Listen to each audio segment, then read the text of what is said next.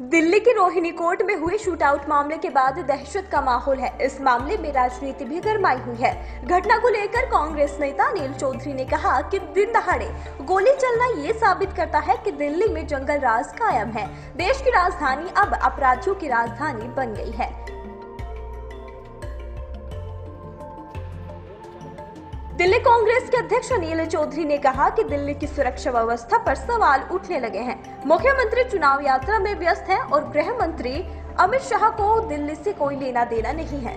उन्होंने कहा कि कोर्ट में करीब 40 राउंड गोलियां चलने से जज, वकील और अन्य लोग खतरे में पड़ गए थे।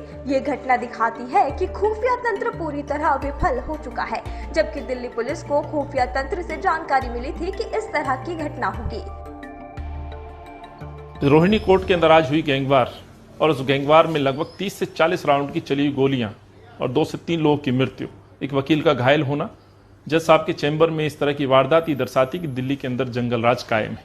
और ये बात हम बार बार बोल रहे हैं, दिल्ली के अंदर यदि हम बढ़ते हुए अपराधों की बात करें 2015 से 2019 के बीच में लगभग 57% अपराधों की बढ़ोतरी हुई। ये अपराध है हत्या, डकैती, लूटपाट, फिरौती जैसे अपराध।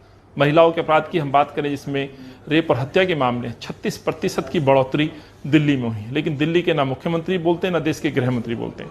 आखिर इस पर जवाब कौन देगा? इसलिए मैं कहना चाहता हूं कि देश के गृह मंत्री और यदि मुख्यमंत्री कोई बात नहीं बोलते हैं तो देश के प्रधानमंत्री का भी निवास इसी दिल्ली में।